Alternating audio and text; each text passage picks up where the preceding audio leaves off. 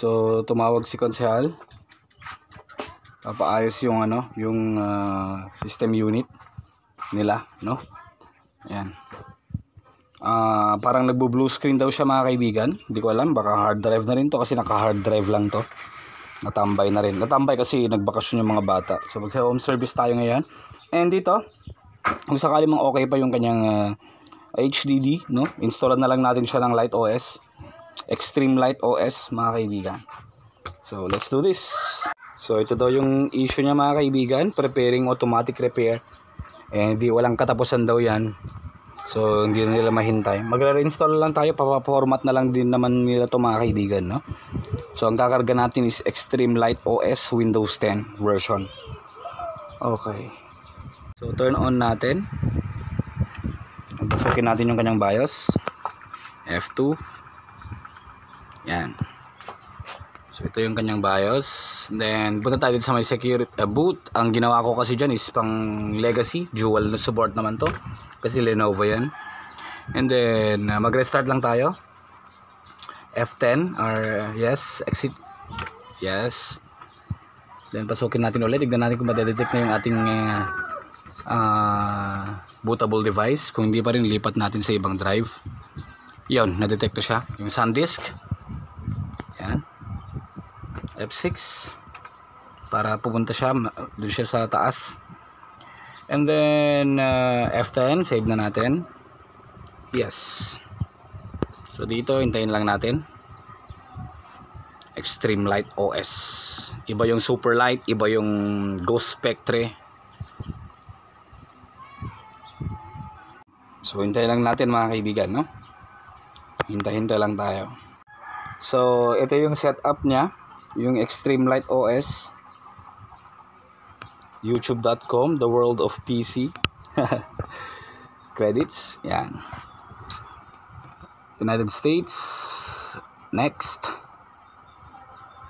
Then dalawa lang yung option dito mga kaibigan. Extreme Light OS 10 with Defender and without Defender. Pipiliin natin siyempre yung with Defender na. Next.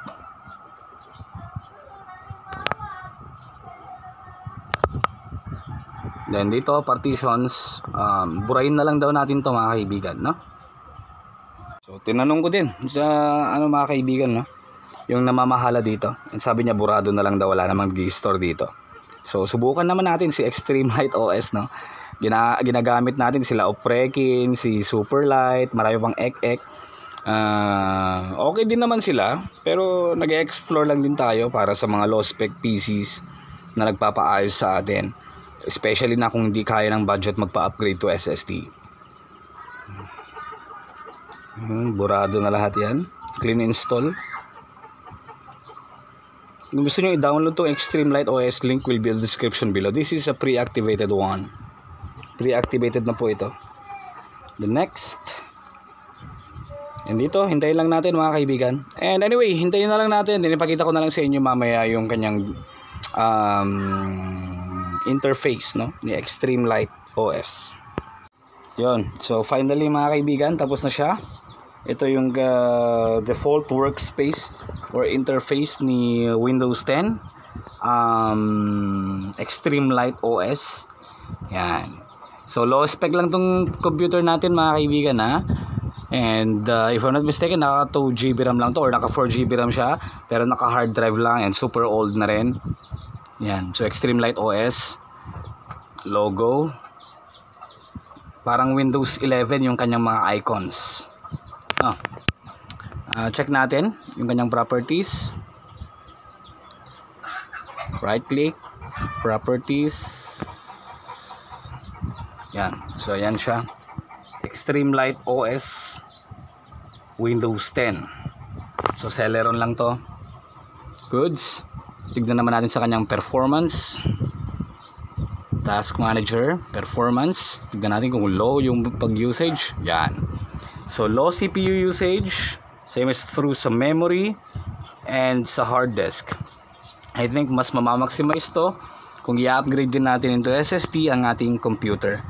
But then again, goods na goods to para sa mga low spec computers compared sa regular OS Windows 10.